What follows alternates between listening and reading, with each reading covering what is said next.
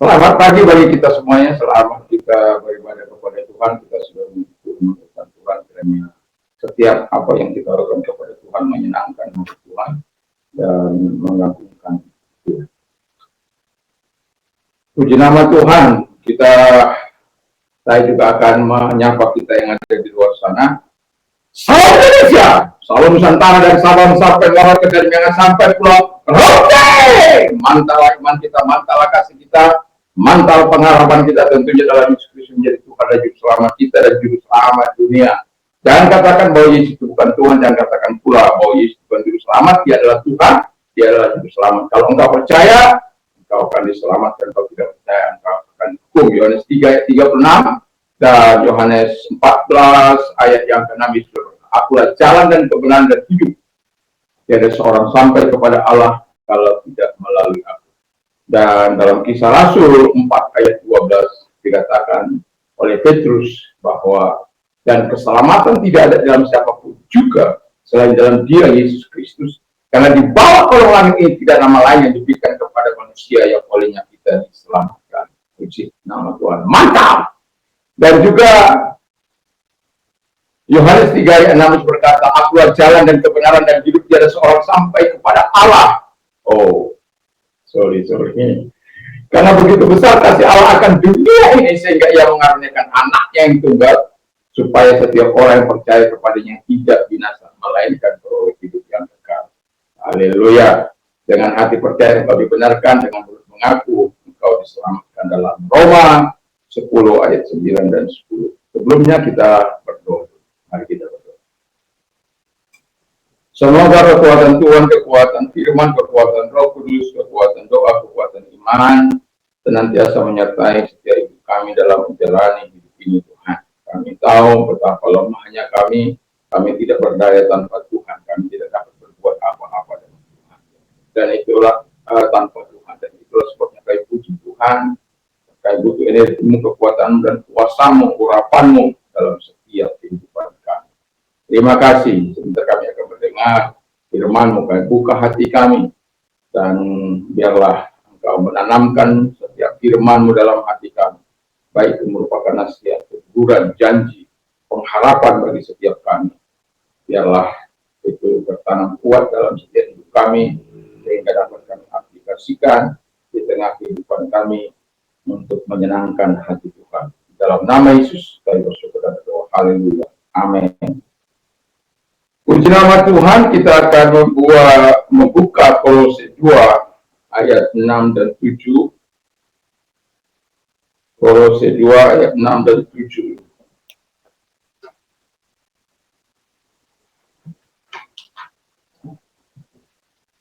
Kalau sudah ketemu, saya akan bacakan bagi kita. Kamu telah menerima Kristus Yesus Tuhan kita, karena itu hendaklah hidupmu tetap di dalam Dia. Hendaklah kamu berakar di dalam Dia dan dibangun di atas Dia. Hendaklah kamu bertambah teguh dalam iman yang telah diajarkan kepadamu, dan hendaklah hatimu melimpah dengan syukur. Puji nama Tuhan. Tema kita adalah menerima Kristus sebagai Tuhan dari kehidupan kita. Menerima Kristus sebagai Tuhan dari kehidupan kita.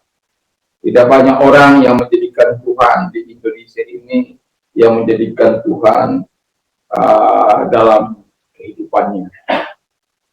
Dan tetapi saya mau katakan kepada kita, baik yang ada di luar sana, ketika kita menerima Kristus sebagai Tuhan, ada hal-hal yang berkembang di dalam hidup kita, ada hal-hal yang harus berada di dalam hidup kita yang bisa dinikmati baik oleh diri sendiri, oleh keluarga, oleh lingkungan kita, dengan apa yang sudah kita baca dari ayat tadi.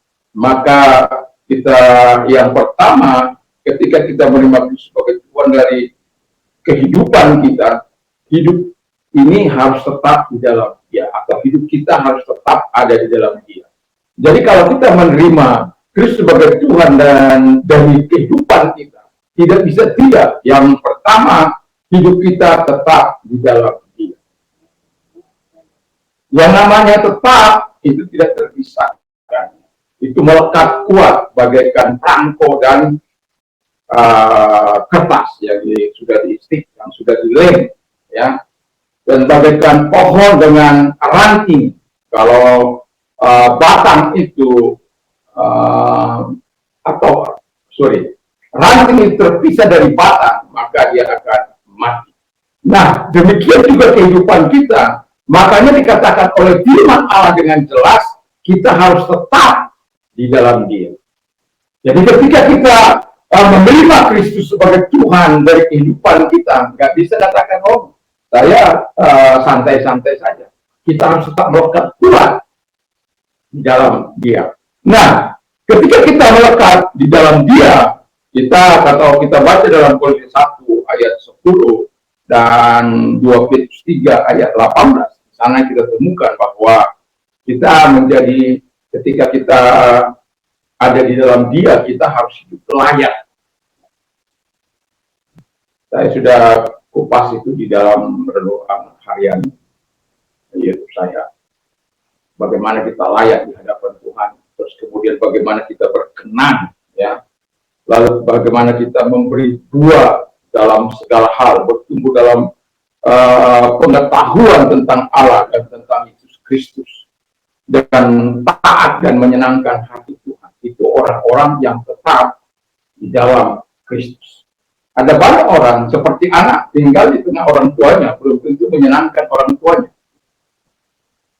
Ada pemberontakan, ada sisi gelap kehidupan manusia.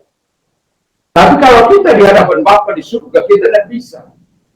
Kita harus seperti yang diharapkannya, namanya tetap di dalam Dia. Memang dengan kekuatan kita tidak bisa. Itu sebabnya Dia berikan apinya, Dia berikan kuasanya. Dan kalau kita baca sampai ayat 15 Timotius ini, kita betul-betul diajar untuk berpegang teguh kepada Dia. Kenapa?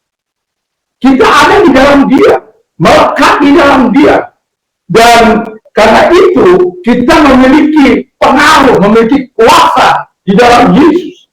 Dan Alkitab mengatakan ayat 10 bahwa Dia kepala dari segala sesuatu. Ayat 15 katakan bahwa Dia telah melucuti pemerintah-pemerintah dan penguasa-penguasa dan menjadikan mereka tontonan umum dalam kewenangannya atas mereka. Siapa atas di situ? Jadi ketika kita menerima Tuhan, Allah yang mengcover kita, Allah yang menuduh kita, Allah yang menolong kita. Itu sebabnya di ayat 8 dikatakan dengan jelas supaya kita menjauhi dari segala filsafat, pikiran manusia yang luar biasa, ide yang bagus, tapi keluar daripada firman Allah, keluar dari ajaran firman Allah, itu palsu.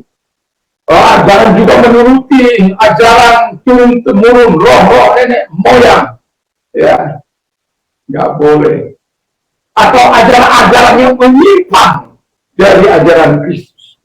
Nah, kalau Tuhan katakan kau menerima aku, kau tetap di dalam aku, ya kita harus lakukan itu. Nggak mungkin kita hidup bersama dengan Tuhan, tetapi kita di luar Tuhan. Itu namanya tidak tetap. Yang kalau kita tetap, kita harus tetap sebagaimana yang diharapkan. Ada kekuatan energi Tuhan, kuasa Tuhan, urapan Tuhan di dalam kehidupan kita. Itu sebabnya kenapa Dia mau mengatakan kepada kita bahwa setan, penguasa-penguasa itu telah dibuatnya menjadi tontonan umum. Supaya kita sebagai orang percaya menyadari bahwa setan tidak bisa menguasai kita. Setan tidak bisa mempengaruhi kita. Kalau kita betul-betul ada di dalam Tuhan. Mungkin dia bisa saja memgoda, mungkin dia bisa saja melakukan manuver-manuver sebagaimana kita tahu bahwa si setan itu kerjanya kan itu memberikan perlawanan. Makanya kalau anak-anak suka melawan itu setan. Saya sudah katakan dengan jelas. Jadi kalau anak-anak, kalau ada orang, makanya saya sudah juga, kalau ada orang itu suka mengganggu gereja-gereja, itu Saulus itu. Ya, Saulus jadi setan. Kalau ada orang suka membohongi, itu katanya membohongi itu sebuah jenis olahraga. Ya. Sebuah jenis olahraga, bohong itu sebuah jenis olahraga. Dari mana olahraganya? Tapi dia bilang jenis olahraga bela diri. Memang kan kalau orang berbohong itu bela dirinya, ya. Jadi dia itu. Tapi kita bukan mau melakukan ini. Tetapi yang mau saya katakan itu iblis. Pekerjaannya itu menuduh, mendakwa, membohongi. Bapaknya iblis itu dikatakan bapak segala pembohong. Terus ada si penggoda itu yang suka menggoda-goda kita untuk melakukan apa? Penyimpangan daripada Tuhan. Tujuan setan itu apa sih sebenarnya? Dia sudah sadar, dia insaf. Setan itu insaf, sadar, dia tidak bisa lagi mengalahkan Tuhan. Dia sadar, tetapi dia tahu, walaupun dia tidak maha tahu, dia tahu bahwa dia masih punya kekuatan untuk membuat anak-anak Tuhan menjadi tukang-tukang melawan, membuat anak-anak Tuhan suka memfitnah, suka menuduh, suka membohongi, membuat anak-anak Tuhan menyimpang dari jalan-jalan yang dikenang oleh Tuhan. Itu sebabnya dia bekerja keras.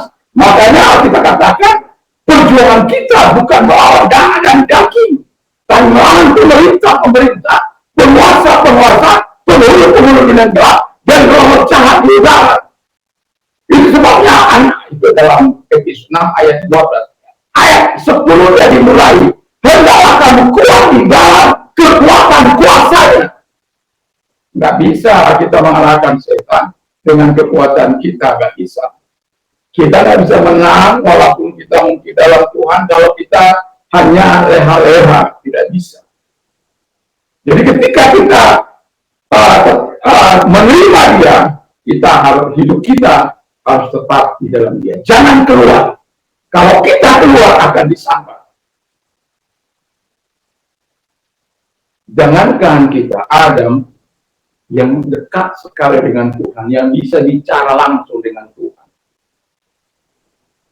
Ketika dilihat Adam lengah, Hawa digoda.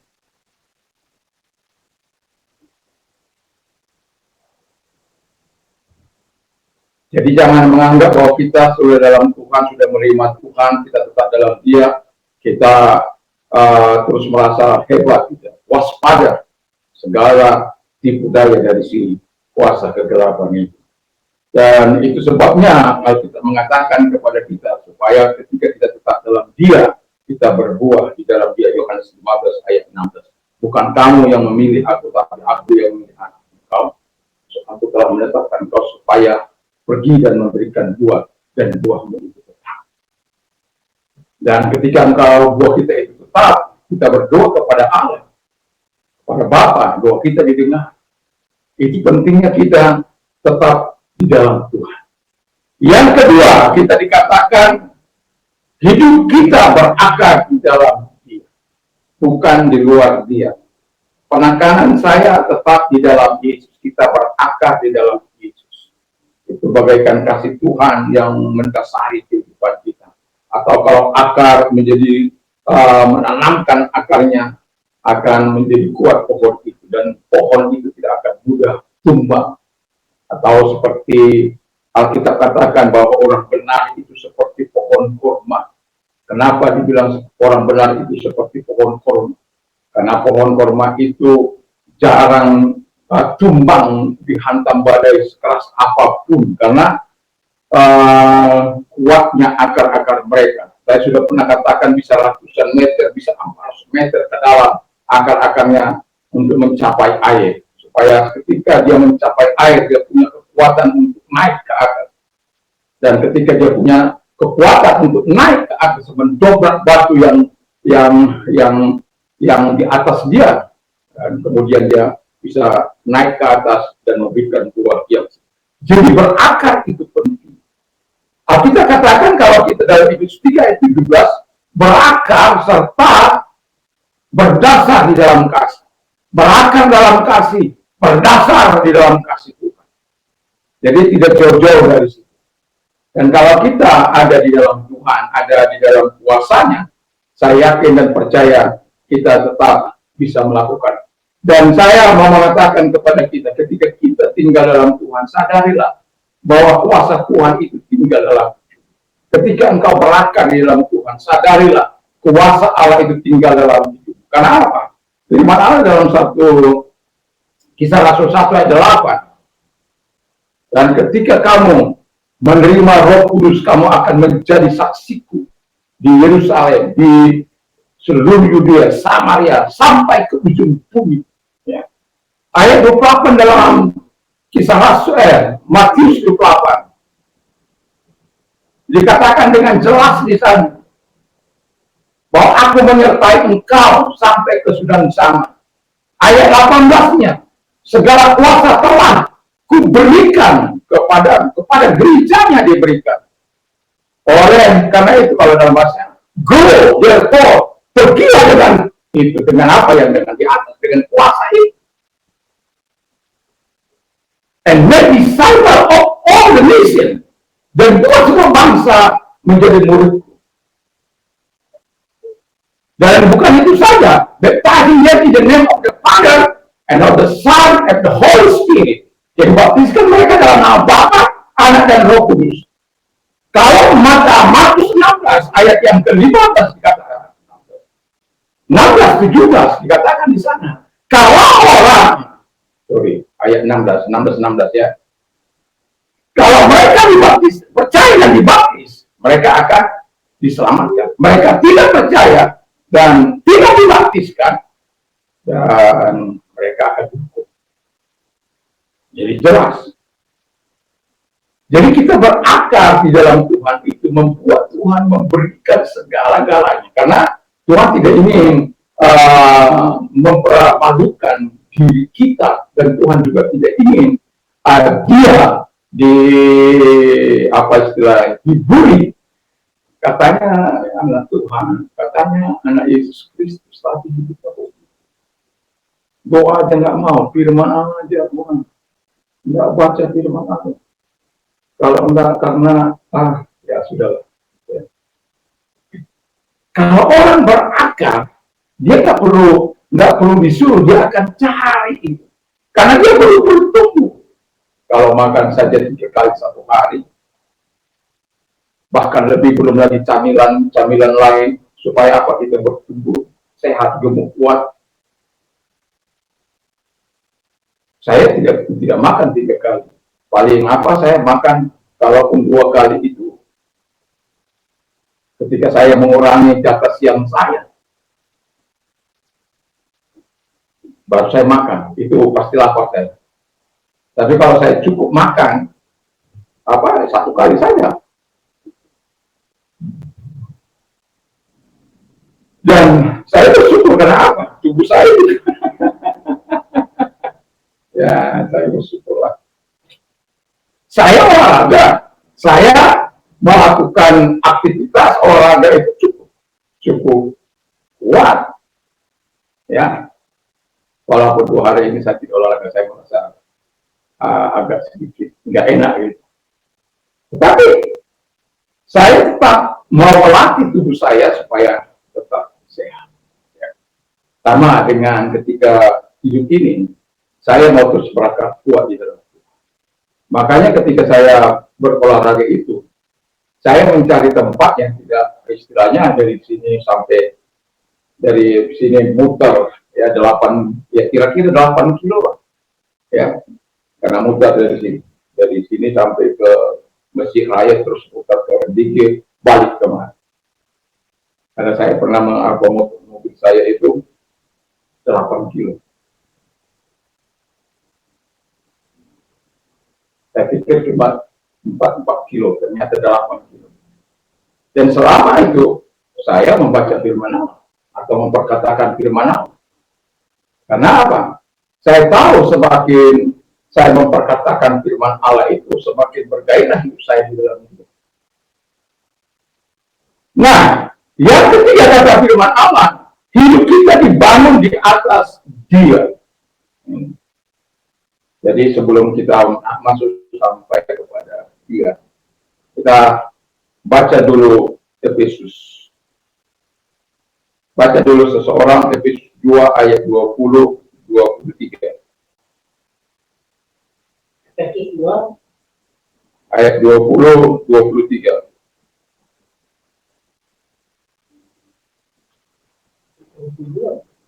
Sudah.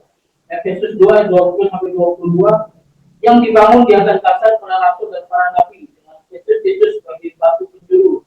21 di dalam Dia tumbuh seluruh bangunan rapi tersusun menjadi bait Allah yang kudus di dalam Tuhan.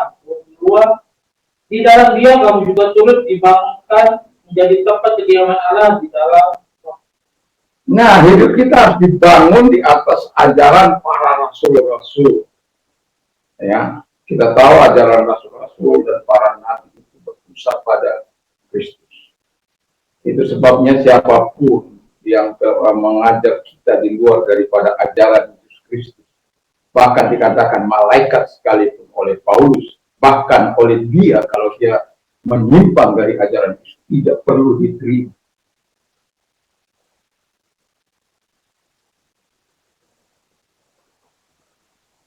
Tidak perlu diterima. Karena apa? Menyimpang. Seperti gnotisisme, ya.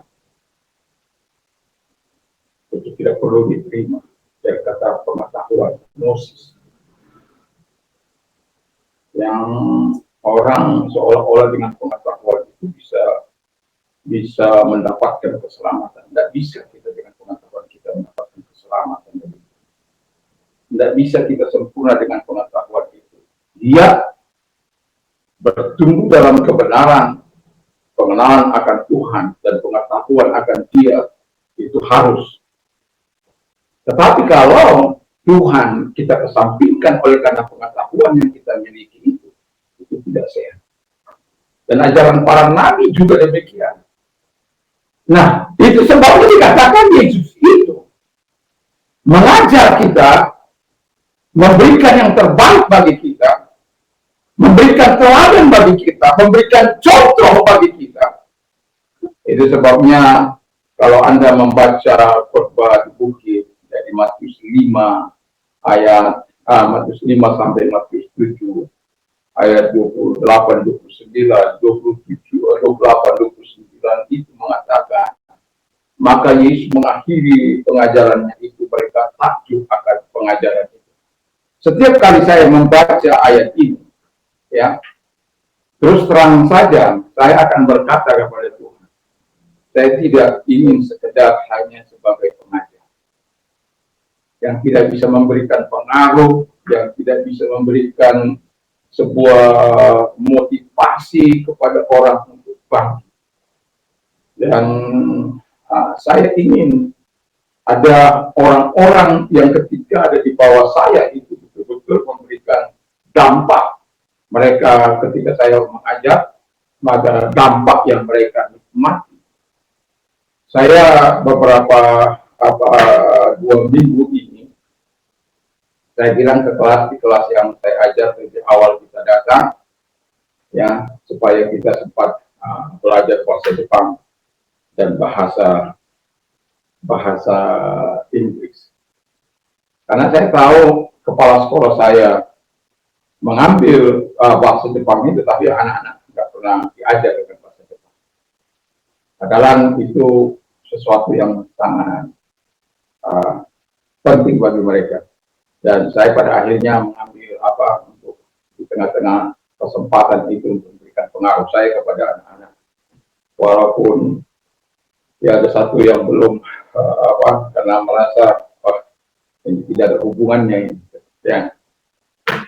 Tetapi saya mengatakan yang saya sudah mengajarkan tentang life life skill bagi kehidupan mereka. Jukuran, ya, jukuran itu skill, kepintaran, kecerdasan, tapi itu lebih mengarah kepada skill, kemampuan, bukan saino. Walaupun itu kesanggupan atau kemampuan juga itu saino atau norokyo.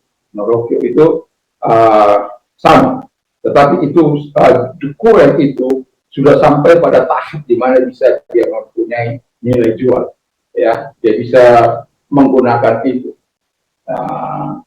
seperti kepada personal, dia harus bisa mendengar, dia harus bisa menulis, dia harus bisa berbicara, dia harus bisa mendengar. Empat itu kan skill bahasa itu: mendengar, menulis, membaca, ya, baru berbicara. Estuarinya itu semua kepada bahasa. Jadi saya mengajar itu supaya saya katakan, kemarin saya memberikan kepada mereka bagaimana saya berharap mereka ke depan bisa menjadi mentor-mentor bagi teman-teman. Mentor itu, saya mengatakan kepada mereka, saya belum nggak pernah mengatakan saya menjadi guru. Dalam arti untuk mereka, saya akan terus mengatakan mentor. Guru itu belum tentu menjadi mentor, tapi mentor itu bisa menjadi guru. Mentor, kelebihan mentor adalah dia akan melihat kemampuan sampai kepada kemampuan yang bisa dijual. Coba kita tes saja nanti. Ada anak ini di depan kita. Saya makan nasi. Saya minum jus. Saya pergi sekolah.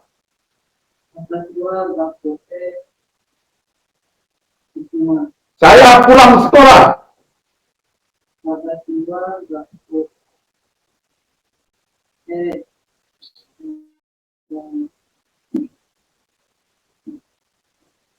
Kairi Mas. Saya setiap kali masuk pasti saya tanya soalnya. Jadi kemarin juga ini dia nggak tahu. Nah, ingat itu Kairi Mas. Ya, Richard.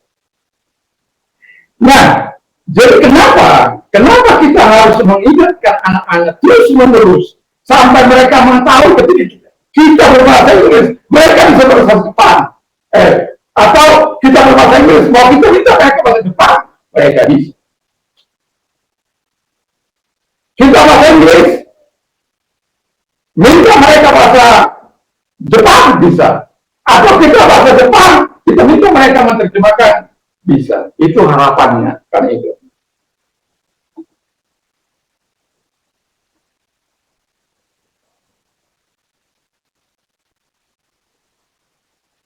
Jadi saya bilang kepada mereka, kasino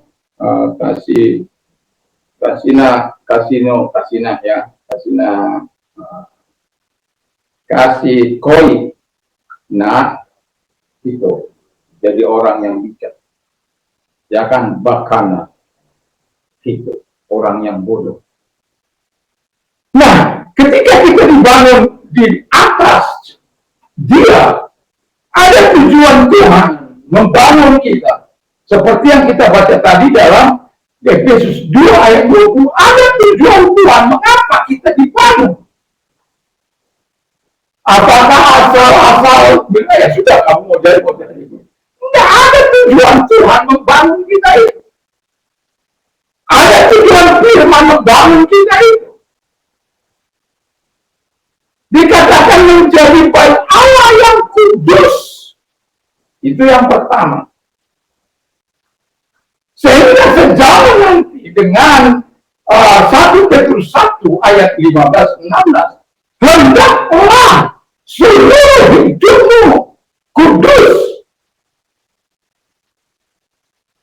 Karena as it is written, sebagaimana tertulis, be holy, for I am holy. Jadilah kudus, sama seperti aku adalah kudus. Dari dia tidak akan mungkin tinggal di bangunan hati kita yang tidak kudus. Itu sebabnya mengapa orang muda menjadi pemberontak. Mengapa orang muda menjadi alat setan? Karena tidak menjaga kekudusannya di hadapan Tuhan, sehingga dipermainkan oleh setan. Jadi yang dilakukan keinginan setan, keinginan iblis, bukan keinginan Tuhan. Dan itu sebabnya kalau dalam 1 Korintus 3 ayat 16 bahwa kita ini adalah bait Roh Kudus. Siapa membinasakan bait Allah, dia akan dibinasakan. Dan 17 dalam 1 Korintus 19-20 bahwa kita ini baik Roh Kudus kita telah dibeli dengan darah yang mahal, dan Alkitab katakan supaya kita memuliakan Allah dengan tubuh kita.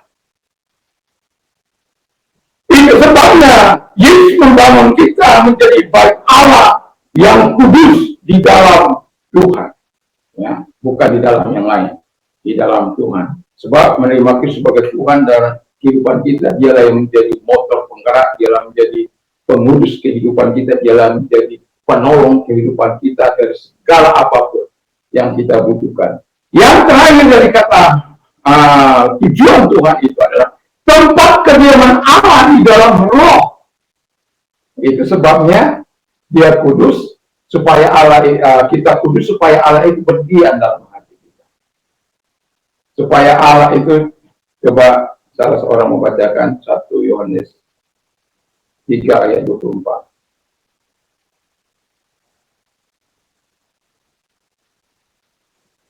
1 Yohanes 3 ayat 24. 1 Yohanes 3 ayat 24. Karena siapa menuruti segala perintahnya, dia diam di dalam Allah, dan Allah di dalam dia. Dan Allah diam di dalam dia. Dan demikianlah kita ketahui bahwa Allah ada di dalam kita, yaitu Roh yang telah dikaruniakan Dia kepada kita. Iya, bahwa Roh Allah pun tinggal dalam diri kita. Yesus katakan dalam Yohanes 15 ayat yang ke-7. Abide in I abide in you. Abide in me, jika engkau tinggal dalam aku, and my words abide in you. You will ask what you desire, and it shall be done for you. Jadi jika kita tinggal dalam Yesus dan firman Allah tinggal dalam kita, kita akan meminta apapun yang diinginkan, nanti kita akan diberikan. Ayat yang keempat katakan, tinggallah di dalam aku di dalam engkau. Artinya mau saya katakan, orang yang melekat itu dengan Tuhan pada batang kehidupan ilahi itu, dia akan betul-betul menikmati kekudusan Tuhan. Yang mau saya katakan, keistimewaan kita dalam hidup ini adalah kita memiliki kekudusan Tuhan, memiliki kasih Tuhan yang dunia ini tidak pernah memiliki. Karena kalau mereka menganggap kekudusan itu dengan usaha pekerjaan mereka, dan itu pasti tidak akan pernah bisa. Mengasihi dengan kekuatan mereka itu pasti juga tidak akan bisa. Makanya kasih yang kita terapkan itu berbeda dengan kasih yang mereka terapkan. Jadi kita sebagai orang yang percaya hidup dibangun di atas Dia. Berarti kita siap hidup dibangun kehidupan kita di dalam kekudusan, supaya apa? Allah mau berdiam di dalam kita. Yang keempat kata firman Allah, menerima Kristus sebagai Tuhan dari kehidupan kita, berarti kita hidup kita bertambah teguh dalam iman. Jadi jangan tinggal dalam Tuhan tapi imannya semakin loyo, imannya semakin hilang, kekhawatiran, ketakutan. Hari-hari ini memang sangat cukup ya, menyesakkan. Tetapi saya mau katakan bahwa Tuhan itu adalah Tuhan yang mau menolong setiap kita. Dan biar kita terus iman kita berpegang teguh kepada Dia. Karena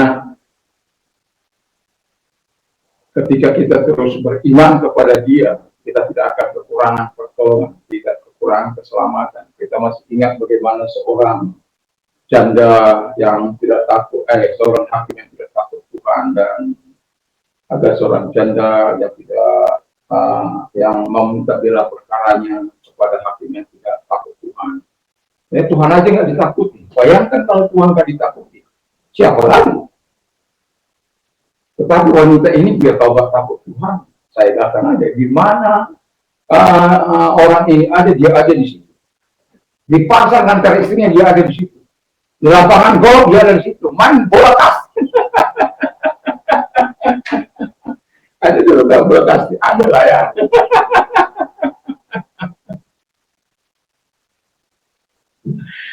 Artinya apa, olahraga peselampo di mana saja dia ada di situ. Ya. Ada lagi arena pertandingan dia ada di situ. Sampai akhirnya hakim ini, aduh susah, sudah nggak dapat duit. Ini wanita ini susah saya lagi. Gimana orang ini? Betul-betul apa? Muka tembok, ya, tebal muka. Kita mengatakan bukan karena dari hatinya menolong, bukan. Tapi karena wanita ini menyusahkan aku saja, baik aku bela perkaranya. Supaya apa? Supaya dia jangan lagi datang menyusahkan aku. Dan setelah dibela, Tuhan katakan begini, kalau hakim yang lalim saja yang tidak takut Tuhan tahu melakukan yang baik, apalagi Bapa kita yang di surga. Pertanyaan Yesus adalah, ketika aku datang ke muka bumi ini, adakah iman bertemu di bumi? Ayat 8 dari Lukas 18. Banyak orang kehilangan iman. Itu sebabnya harus kita menerima Kristus sebagai Tuhan dari kehidupan ini, supaya apa? Di saat lemah kita menghadapi kehidupan ini, Tuhan hadir untuk menolong kita. Terjadilah Mazmur 91 itu, ketika dia berseru kepadaku, aku akan menjawab dia. Kalaupun belum kujawab, aku akan menyertai dia dalam kesesakan. Akan kulepaskan dia, dan aku akan memuliakan dia. Bayangkan. Akan kuberikan panjang umur, dan akan kukuatkan dia dengan panjang umur, dan akan kutunjukkan kepadanya keselamatan daripada. Bukankah sesuatu yang sangat luar biasa ketika kita berdoa kali ini? Ketika kita menerima Kristus sebagai Tuhan. Makanya di dalam Roma yang sering saya katakan, kalau engkau percaya, mengaku Yesus adalah Tuhan, dan percaya bahwa Allah telah membangkitkan dia dari antara orang mati, maka engkau akan diselamatkan. Dengan hati percaya, orang dibenarkan. Dengan mulut mengaku, orang diselamatkan. Dan ayat 11-nya dikatakan, barang siapa percaya kepada dia, tidak akan pernah dipermalukan. Haleluya. Kita bukan menuju neraka walaupun sementara, tidak akan pernah kita menuju neraka sementara. Kalau orang menuju neraka sementara, itu tidak akan pernah bisa kembali. Karena Alkitab katakan begitu luasnya pemisah itu, yang di jurang neraka tidak bisa berbuat apa-apa, yang di sana juga. Makanya ada bilang begini. ada seorang orang ahli konstruksi di dunia ini, lalu kemudian dia sampai teriak, ini sepertinya apa yang nggak bisa saya buat. Dia coba membuat konstruksi jembatan untuk menjembatani ke dari neraka. Setiap kali dibuat roboh, setiap kali Ini apa ini? Dia nggak tahu bahwa jembatan untuk menuju ke situ hanya ada Tuhan. Ya, jadi ya iman kita itu tidak boleh loh. Iman kita harus percaya bahwa Tuhan itu ada. Iman kita itu yang membuat kita mengalahkan setan. Iman itu yang mengalahkan si iblis. Iman itu yang membuat kita mengalami kemenangan. Iman itu yang bisa kita memerintahkan setan-setan keluar.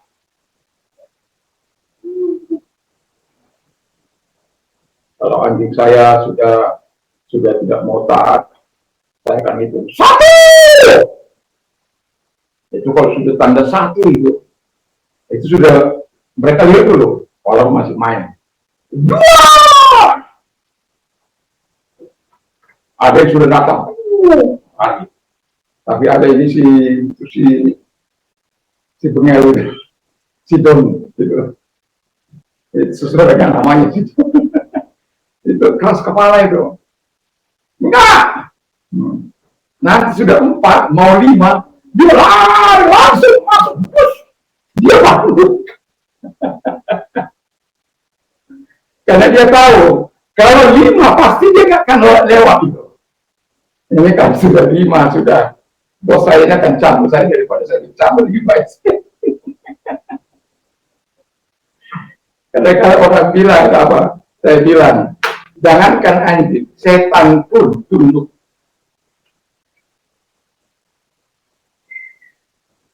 Kalau setan nggak tunduk kepada kita yang dikuasai setan. Bukan mau mengagungkan kita, bukan. Dalam nama Yesus setan, kita perintahkan keluar. Itu sebabnya kita perlu tinggal di dalam iman kita itu. Sehingga kekuatan Tuhan, pengurapan Tuhan, kuasa Tuhan ada di dalam hidup kita melalui perkataan kita. Makanya tadi saya katakan ketika saya membaca khotbah di bukit, menemukan yang terakhir itu 28-29, orang-orang kagum atas pengajaran mereka karena dia mengajar bukan seperti ahli Taurat mereka. Dia mengajar seperti orang yang penuh kuasa. Itu sebenarnya yang saya mau. Artinya, yang mau saya katakan adalah, karena ini pekerjaan roh. Jadi kalau ini pekerjaan roh, nggak bisa kita dengan kekuatan kita, nggak bisa.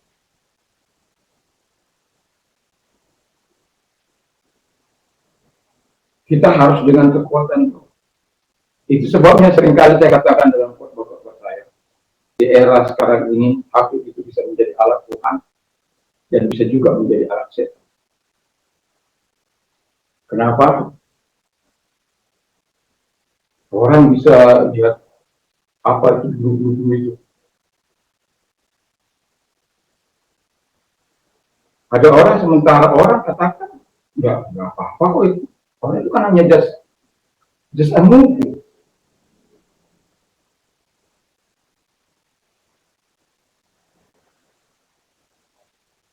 Apa yang kamu lihat itu merusak pikiran. Ketika dia merusak pikiran, akan ada tindakan-tindakan yang tidak sehat.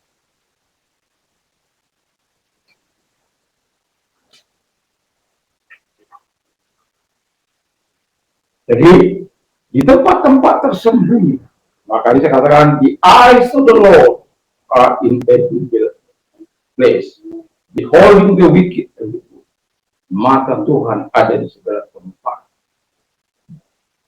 Untuk melihat orang berbuat jahat atau berbuat baik. Dalam Amsal, itu Amsal 15 ayat 3, adalah Amsal 4 ayat 23. Jagalah hatimu dengan segala kewaspadaan, karena dari situlah terpancar kehidupan. Jadi kalau kita menjaga, kita itu karena kita hidup. Bisa menjaga itu karena kita hidup dalam iman yang sehat. Kita tinggal di dalam dia. Sehingga pengaruh Tuhan, kekuatan Tuhan, kuasa Tuhan, energi Tuhan tinggal dalam hidup kita. Jadi Itu sebabnya Yesus sudah mendemonstrasikan bagaimana orang yang tinggal dalam Tuhan. Ya, dan kita punya segala-galanya dalam Dia. Mau saya katakan begini, di dalam Dia kita komplit, di dalam Dia kita sempurna. Itu sebabnya kita sambut Dia sebagai Kristus, sebagai Tuhan. Yang walaupun ada banyak orang tidak mendengar, tetapi saya mengajak kalau engkau mendengar pada hari ini, terima Dia sebagai Tuhan dan Juru Selamat, maka engkau akan mendapatkan keselamatan, dan di bumi ini kau akan terus mengalami pemeliharaan dan perlindungan. Jadi yang terakhir, yang kelima ialah menerima itu sebagai Tuhan dari kehidupan kita. Kita hidup kita penuh dengan ya. Gampang? Tentu tidak.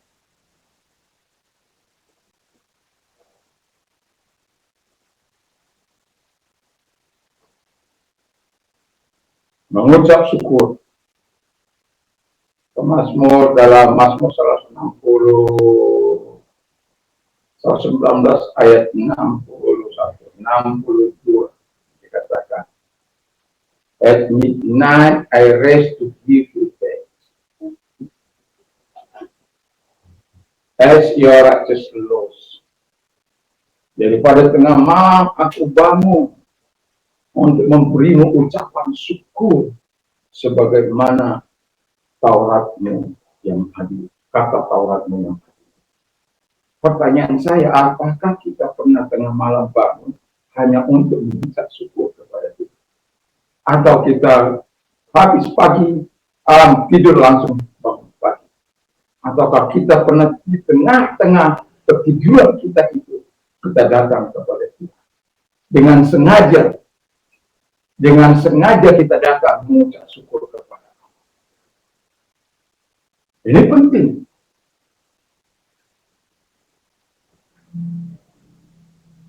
Dengan sengaja kita datang berdoa, dengan sengaja kita memuji Tuhan, dengan sengaja.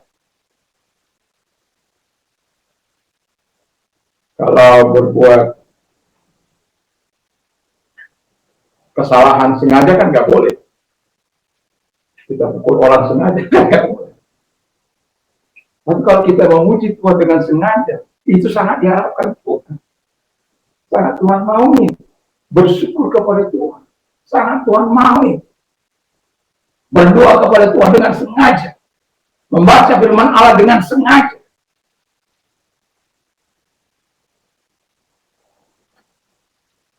Artinya ada persiapan-persiapan yang kita lakukan. Jadi dalam hidup kita sebagai orang percaya, saya mengatakan kepada kita, ketika kita menerima Kristus sebagai Tuhan dari kehidupan kita, apakah kita tetap di dalam Dia? Apakah hidup kita tetap rakah di dalam Dia? Apakah kita dibangun di atas Dia? Apakah kita terus bertambah teguh dalam iman di dalam Dia? Atau apakah kita terus berlimpah dengan syukur? Hanya kita yang bisa menjawab.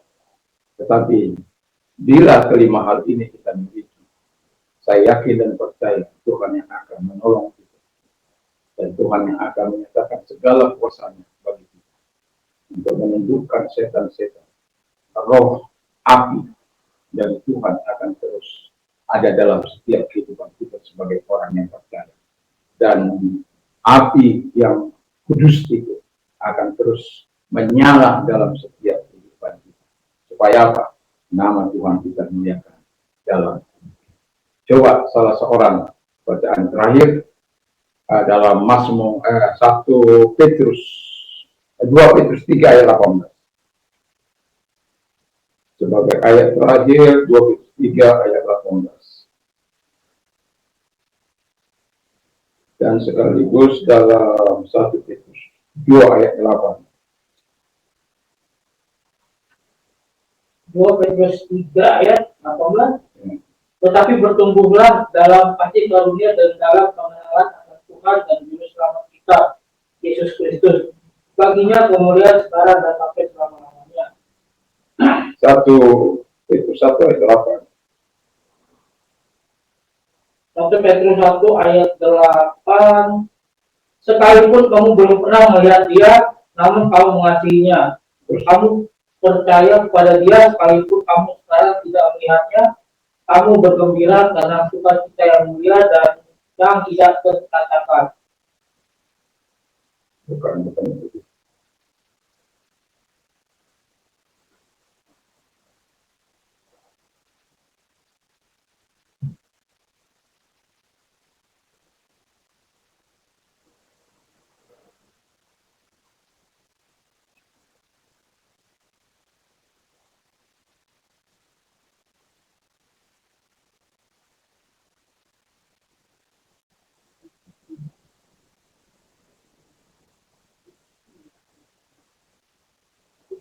Ya, ini karena kebetulan di dalam benak saya, itu mengatakan kalau kita memiliki itu semuanya, kita akan berlimpah-limpah di dalam dia. Karena kita akan terus giat di dalam dia. 2 Petrus 1 ayat 8. Apabila semuanya itu ada padamu dalam melimpah-limpah, maka akan dibuatnya menjadi giat dan berhasil dalam pengenalanmu akan Yesus Kristus dalam kita. Iya, salah. Ya, salah.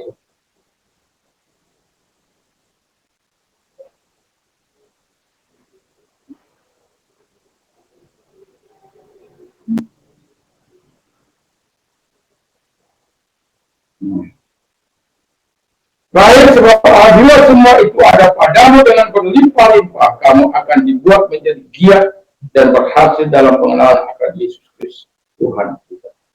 Jadi, di dalam hidup ini ada pertumbuhan dari iman kepada kebajikan, kepada pengetahuan, kepada kesalehan, dan lain sebagainya. Tapi yang mau saya katakan kepada kita, kalau kita bertumbuh dengan sehat di dalam Tuhan, maka kita akan menjadi giat di dalam Tuhan.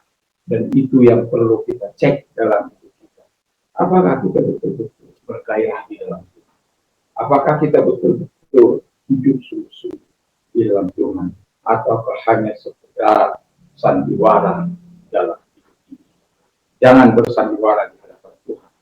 Karena tidak ada yang tidak Tuhan ketahui dalam hidup ini. Tapi hiduplah tetap di dalam dia dari sekarang sampai selama-lamanya. Sebagaimana Petrus katakan, bagi dialah kemuliaan dari sekarang sampai selama-lamanya. Kita giat dalam pelayanan, kita giat dalam pengenalan akan dia, kita giat dibuatnya untuk terus bertumbuh. Kita tujuannya hanya satu, bagi kemuliaan Bapa di surga. Berikan kemuliaan yang terbaik kepada Bapa di surga. Kita duduk kembali, kita berdoa. Terima kasih Tuhan, biarlah kiranya Tuhan menolong kami untuk kami terus menerima Kristus sebagai Tuhan dari kehidupan ini, sehingga kami tidak akan pernah bermain-main, bersandiwara di dalam hidup ini. Kami hidup sungguh-sungguh di hadapan Tuhan. Terima kasih, saya bersyukur dalam nama Yesus. Amin. Kami bersyukur, kami berterima kasih kepada Bapa di surga di dalam nama Tuhan Yesus Kristus. Kiranya Tuhan, kekuatan Tuhan akan terus menyertai kami, dan biarkan kami yang sudah menerima Kristus sebagai Tuhan dari kehidupan kami terus mengandalkan Engkau sepanjang umur hidup kami. Tidak peduli dalam situasi dan kondisi apapun, Engkau yang kami percaya, Engkau yang kami andalkan, penolong kami, pembela kami. Terima kasih Bapa di surga dalam nama Tuhan Yesus Kristus. Kami sungguh bersyukur dan kami juga berdoa Tuhan. Transisi pemerintahan yang sebentar akan terjadi atau tanggal 20 ke depan ini Tuhan. Kami doakan supaya semua boleh berjalan dengan baik. Siapapun para menteri yang nantinya duduk di kabinetnya Pak Prabowo Gibran Bapak di surga sebagai presiden dan wakil presiden.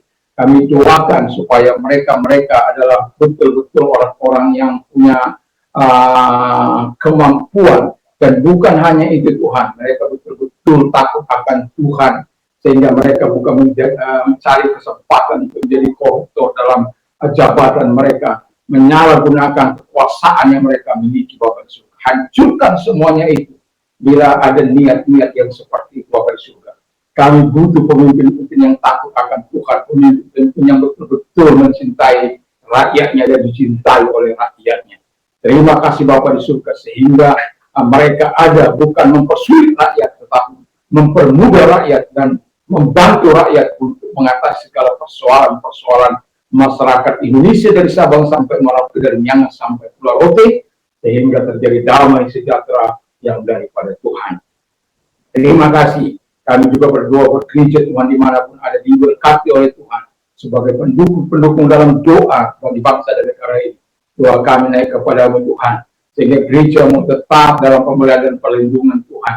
Bila ada manusia-manusia yang seperti Pak Hari Nusantara yang mengkobarkan semangat untuk berperang, semangat untuk membunuh, dan Tuhan Bapa di surga, kami tidak diberikan jiwa seperti itu. Justru kami diberikan jiwa untuk mendoakan supaya kami satu dengan yang lain hidup dalam damai sejahtera, hidup dalam sukacita Tuhan, hidup dalam kebaikan Tuhan, hidup dalam toleransi yang baik satu dengan yang lain. Karena kami sebagai anak bangsa, kemerdekaan ini bukan hasil kerja keras kami. Kemerdekaan ini diberikan oleh para pejuang-pejuang bangsa kami yang tidak pernah mengenal lelah, yang tidak menyayangkan harta mereka, harta benda mereka, bahkan rela memberikan darah dan nyawa mereka bagi bangsa ini. Kami hanya diinginkan oleh para pejuang untuk mengisi kemerdekaan ini dengan baik dalam damai yang dari Tuhan. Terima kasih Bapa di surga, terima kasih.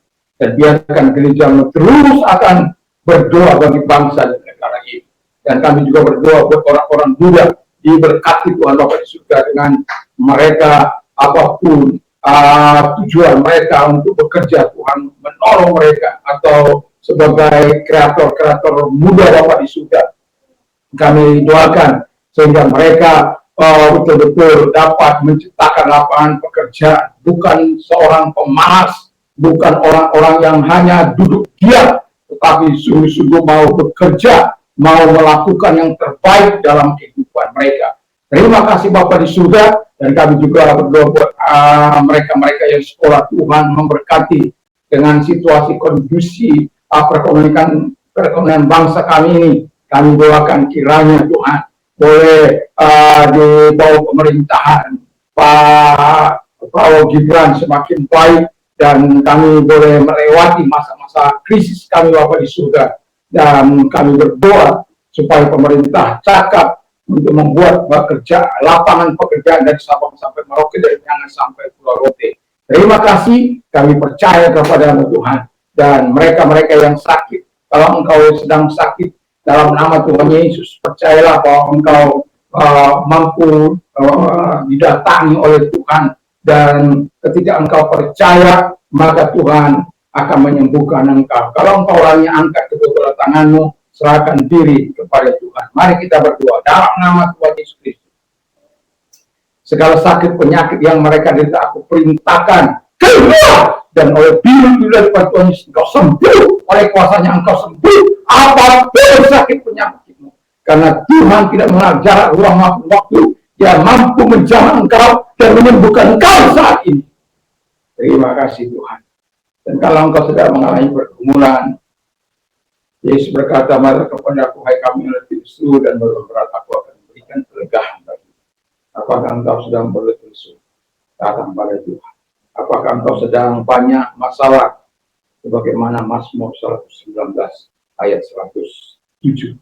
Tuhan adalah solusi yang bisa menjawab engkau. Kalau engkau orangnya, angkat kedua belah tangan, menyerahkan diri kepada Tuhan. Kita berdoa.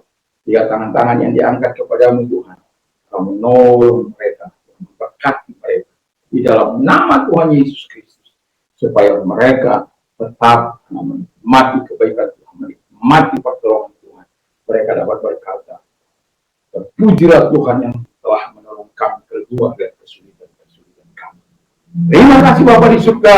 Dan bagi mereka yang mau percaya kepada Yesus, kalau engkau orangnya, ikuti doa saya. Tuhan Yesus, Saya sadar saya orang berdosa. Saya mohon ampun kepadamu.